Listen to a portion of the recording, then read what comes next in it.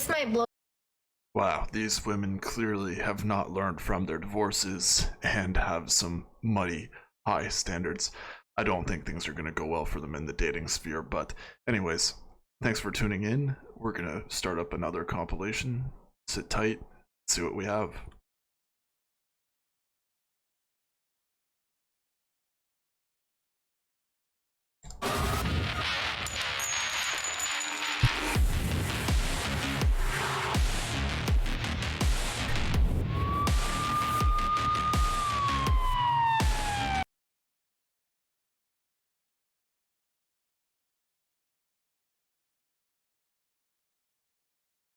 Your mind, but I'm going to talk to you about the reasons why it's important for you to know what it is that you want and how to figure that out. So I'm a tech sales rep and I work with enterprise organizations looking to implement software for various projects. And when I get someone who comes to us and says, hey, we might want to work with you, here's what we need, and they're kind of like listing out bare minimum needs and requirements, but they're just like, I don't even know totally what we want. They're kind of wishy-washy. So you know what my job is? At that point, my job is to consult them. And my job is to bring my point of view based off of the information they've shared with me, the things that they want, the requirements, disadvantages, limitations, and to prescribe a solution that would work for them. So they adopt what I think might be best for them based off of my experience and my expertise and my team and the things that we can do and we've done in the past. Okay, so what does this have to do with you? So when you're dating and you're going out with someone and they're like, what do you want? And you're like, I don't know. Well, guess what? Someone's going to show up and consult. And they're going to give you their point of view. And they're going to tell you, based off of their experiences and the things that they want, what makes most sense. And then you're likely to just adopt it. Or maybe adopt some of it, change some of it. But it was never really what you wanted in the first place. And then you wake up 10 years later and you're like, holy fuck, how did I get here? Yeah, so that's why we want to do the work in Money Before Men. We want to get so clear on what it is that you want to create in your love and your life and your bank account that like you're not being consulted. You're the one sitting and consulting. And that, my dear, is how you get what you want. We're open for enrollment right now, so if you want to join, you want to do that inner work with me, I would love to have you. You can find the link in my profile. Love you, bye. So I've been all these TikTok grifters trying to push their course. Man, so many of these compilations have been that. But in all honesty, you're the one that wants to lead there.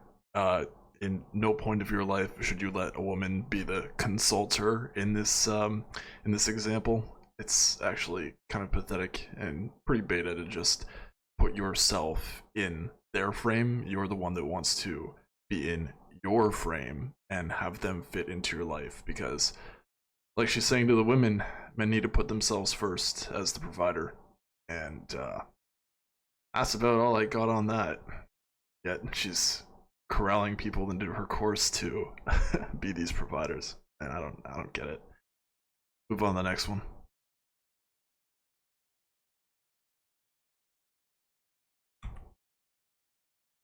married and divorced 3 times.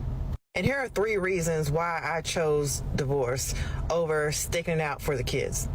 Number 1, if I have to be a married single mother, I'd rather just be a single mother. It's much easier that way. Yeah, it's hard work, and sometimes you don't understand where your next meal is coming from, or, you got to figure out how you're going to pay the bills. But the emotional toll that knowing that you have to do everything by yourself when there's somebody perfectly capable with you right there is just something, it's like a weight around your neck. Number 2, I'd rather be happy on my own than miserable, trying to make it work. I don't see longevity of being in a relationship that is not serving you as a success like some people do. I just don't. Our grandparents were married for 50 years. My parents were married for 30 years, and they had successful marriages because they had love between one another and they really took care of one another. But I don't believe in just being miserable just so I can say I've been married 30, 40, 50 years. And lastly, parenting with a broken heart is the hardest thing that I've ever had to do in my life. As a mother that spends a lot of time with her kids, parenting with a broken heart was just, it wasn't good for me. It wasn't good for them. It wasn't allowing me to invest my full attention on my kids because I was always feeling like I was lacking because I was hurt so many times. At the end of the day, mom is human too. And when you're trying to regulate the emotions of your children while also trying to regulate yours because you've been hurt and you're heartbroken, it just doesn't make for a good environment for anybody inside the home. So these are some of the reasons why I chose divorce. Leave why you may have been divorced or you decided to leave in the comments. If you are Oh man, the fact that you've needed to move on from 3 marriages shows how terrible of a choice you are. As if after the first time you didn't learn anything, the second time you didn't learn anything, the third time, I just don't get why 3 men have given you the time of day. It's pathetic, and you don't seem to put into the factor of the men that you moved on from. Just really surprised. Seems to think that it's only the bad men that are the ones that make things worse there. It's really not. Oh man, the mental gymnastics. Alright, move on to the next clip.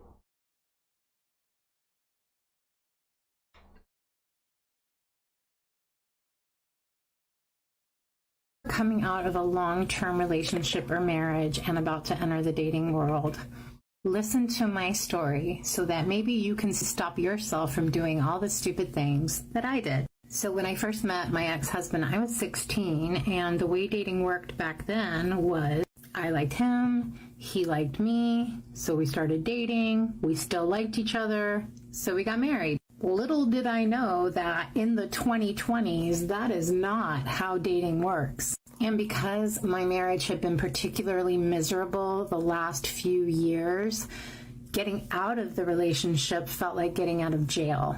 I've never been in jail, but I have family members who have, and from what I've seen, it is a time period of excess.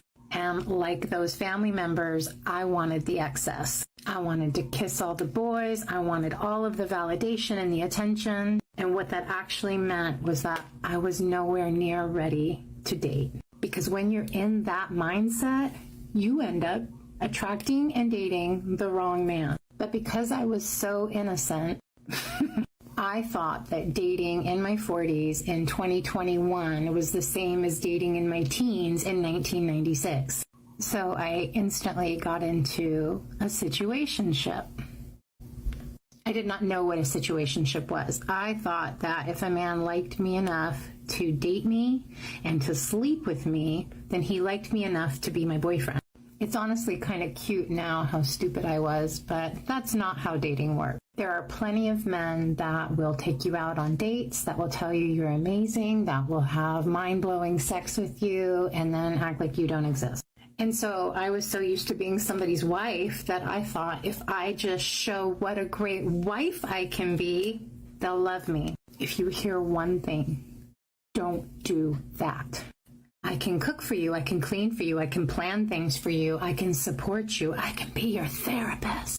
All it did was keep the wrong guy around longer, which will zap you of any and all self-worth. I'm baby Gen X. I'm the last of the generation, and we were never taught how to find a compatible partner or how to have self-love and self-worth. So I had to teach myself that. And one of the first things I learned was what love was not.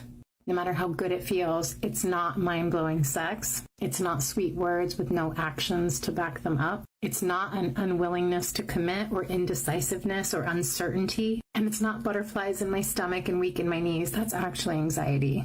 I stayed with the guy who ignored me. I stayed with the guy who was hot and cold. I stayed with the emotionally unavailable guy. I stayed with the guy who was still in love with his ex. But looking back, I now realize that that was all necessary for me to grow. And when we know better, we do better. Hopefully, hopefully she ends up growing from these experiences, but wow, that was a lot to unpack there. She's just quite delusional, thinking that dating would be the same as it was in the 90s. Not that I lived that long, but I think anybody can put 2 and 2 together and realize things have really changed. Just feel terrible for the men out there that are in their 40s that have done the work, and then this is what the dating pool ends up being. My condolences to you, but I'm gonna wrap things up here as we're about to hit the 11-minute mark. always do your due diligence and avoid being with people like this. Till next time, thank you for watching. Bye now.